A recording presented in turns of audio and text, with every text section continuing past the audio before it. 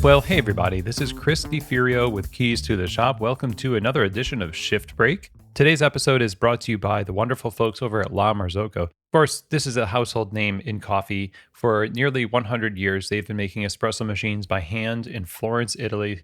And their reputation for dependability, beauty, and innovation is just well known and established. Machines like the KB90 espresso machine lately, the straight and locking portafilters, the scales in the drip tray, auto flush for cleanliness. You've got the classic Linea. You've got the Leva for a more manual experience. You've also got the Linea PB with the classic design of the Linea, but also the technology of today to allow you ultimate control over the espresso's extraction.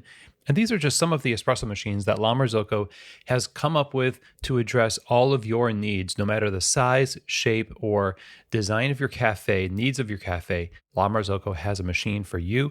Go and check them out at lamarzocco.usa.com. You can also email them to talk with one of their salespeople. To do that, just email info@lamarzocco.usa.com. If you're in the market for an espresso machine and you want peace of mind and a piece of equipment that is designed to help you be successful, then definitely look into a La Marzocco, lamarzocco.usa.com. I would also like to thank our sponsor today, Rattleware. Check them out at rattleware.com if you are interested in smallwares that just work. Smallwares that make a big difference in the cafe. When they are there, they need to be constant. They need to be functional. They are the fine, small pieces that hold the big pieces together. Small wares, right? So Rattleware has been doing this for quite a long time, and they take pride in being in the background of your cafe to help you function every day. And so if you're looking for small wares that just work, I would advise you to go to rattleware.com and check out what they have to offer. They have a wide range of products that will outfit you with the functionality you need to be successful. Rattleware.com.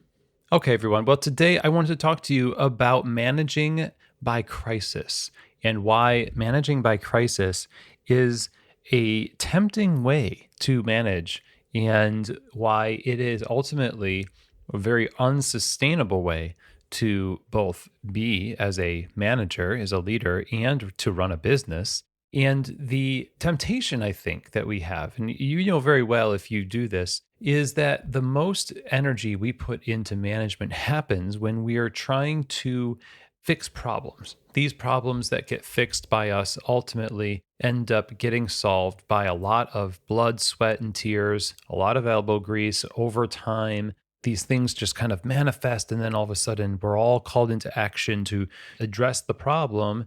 And once it's done, we feel pretty good. We feel like we did some managing and some leading, and people might look at us and say, "Wow, thank you so much for taking care of that." That you might even get some bonus points, some credibility in the eyes of the people that you lead because you were willing to, roll up your sleeves and do the dirty work and create a solution where in the moment it didn't feel like there was one. It felt kind of hopeless. Okay, so that feels good. That's sort of like a little dopamine hit, of management. And that can be subconsciously one of the things that we reserve our best energies for. Where we don't usually give our best energies is into preventative management. So looking at what could happen and trying to prevent it from happening isn't as satisfying as addressing problems that do come up and reaping the hero's reward. Okay. And what we do is we kind of chalk it up to, well, problems just come up and it's inevitable and it wasn't in our control. In my experience, a lot of the issues that come up that have to be addressed in an urgent way, and when a crisis comes up, we address it in such a quick and intense way. We never really dwell on it afterwards to think, why did this happen to begin with? What precipitated this event? And what, who, and how, and all the questions you should ask, the questions aren't asked because, one, we're moving to the next crisis. Two, because we kind of know the answer, but we don't want to admit it. And it's that we kind of allowed it to happen that way. When there is a machine that breaks down, but we haven't really been on top of our preventative maintenance with the espresso machine. When there's a breakdown of communication about specials, but we never really equipped people with the knowledge and training to do the right job. And so we got a crisis on our hands where there's major inconsistencies. People are making drinks wrong, or there is a complete different kind of menu, like a secret menu that's being made because people have just started to do their own thing. There are different crises that come up with staffing or quality or management and cleanliness, profitability, all these other things that come up. We're just like, this is urgent. More often than not, when those things come up, they didn't just drop out of the sky. Sometimes a crisis is completely outside your control. There are issues with old buildings, for example, where the terracotta pipes will fall apart. Now, you knew maybe that there were terracotta pipes, but they were functioning fine. And to a certain degree, maybe you can have a plan. This is our game plan if something happens with the plumbing. This is actually something that should be done in the cafe as much as you can. Think ahead. What might happen? What's our plan if it does happen? Contingency planning is so important. That something is working right now doesn't mean it always will be. What if it breaks? What if it's not here? What if? So there's a playbook, there's a game plan, and we learn. But sometimes these things they just happen and you have to address the crisis. Again, in my experience, a lot of the crises that we experience might come from our own hands.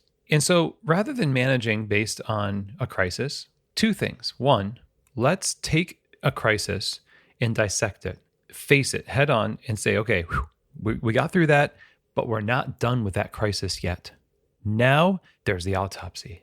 Now there's the dissection. Now there's the let's look and see what happened, what caused this crisis, and let's see what we can do now to prevent it in the future. And then also, before a crisis starts, think about what could happen. What would we do if? And put a plan in place to, one, avoid it. For instance, if you want to avoid confusion in the cafe, you're going to focus on abundant and clear, effective communication. And you're always going to be focusing on how that's going to prevent problems of confusion in the future, which could prevent a lot of turnover or customer dissatisfaction, one-star reviews, and that kind of thing to a degree, right?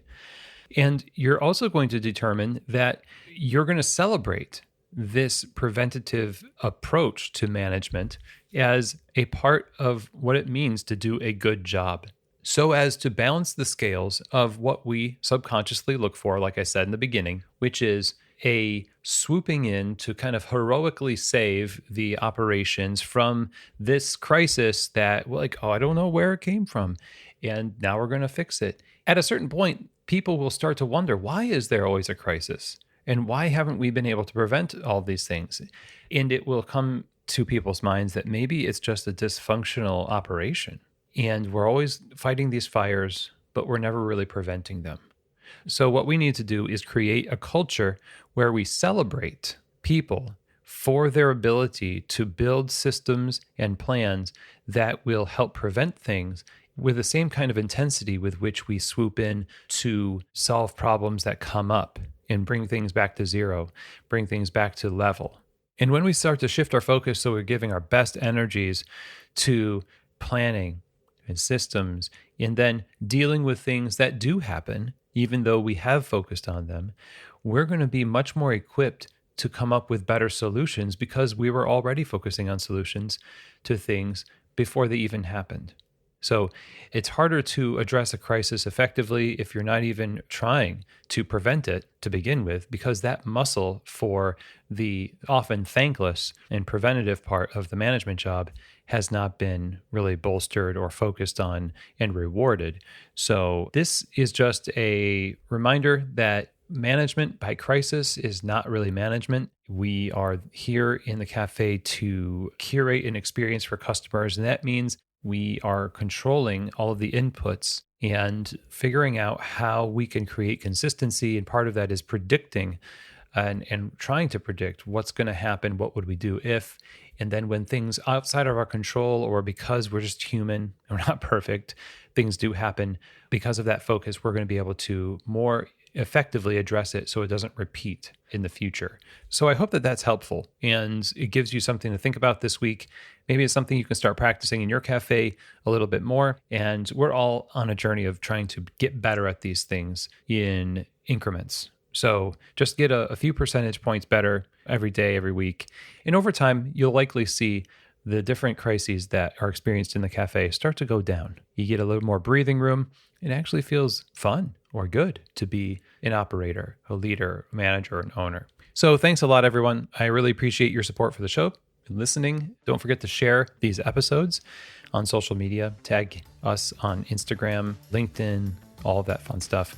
And as always, we will see you here next week on another edition of Shift Break, from keys to the shop.